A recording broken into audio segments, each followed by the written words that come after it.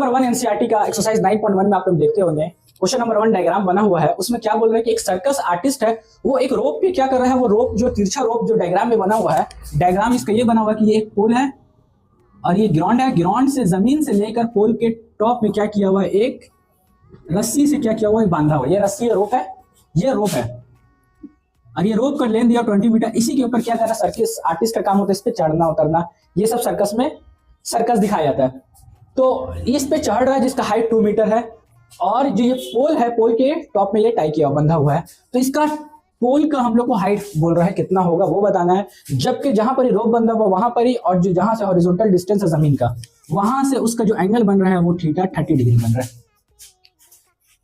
तो इसमें इस तरफ का हम लोग रोप का लेंथ दे चुका है और height of the pole find करने बोल रहा है, या हाइट ऑफ द पोल दे देता है, रोप का लेंथ कितना लगेगा वो फाइंड करने बोलता है, और एंगल जो बन रहा है वो हम लोग को बता दिया 30 डिग्री।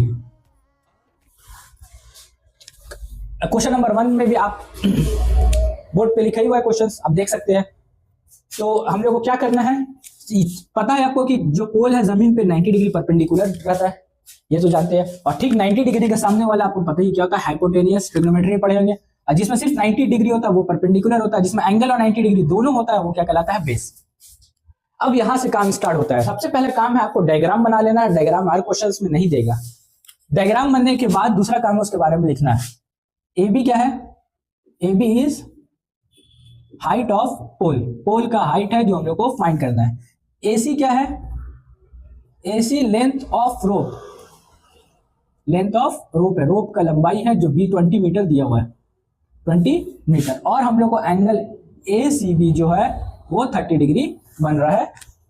तो अब हम लोग को यहां से काम स्टार्ट होगा। In triangle A C B लिखकर यहां से मेन कैलकुलेशन अब हम लोग को स्टार्ट करना है।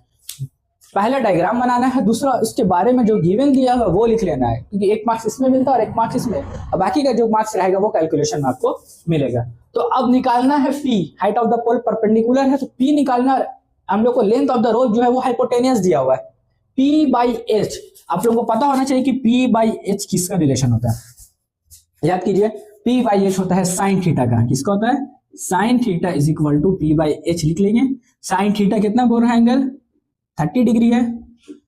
पी क्या हम लोग का, length of the height of the pole A B है, और एच क्या है हम लोग का, ए सी।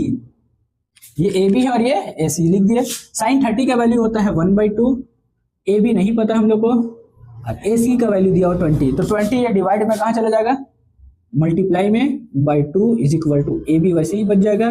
2 1 जा 2, 2 10 जा 20। तो ए बी का जो फाइनल वैल्यू आएगा 10 मीटर, मतलब लेंथ और हाइट ऑफ द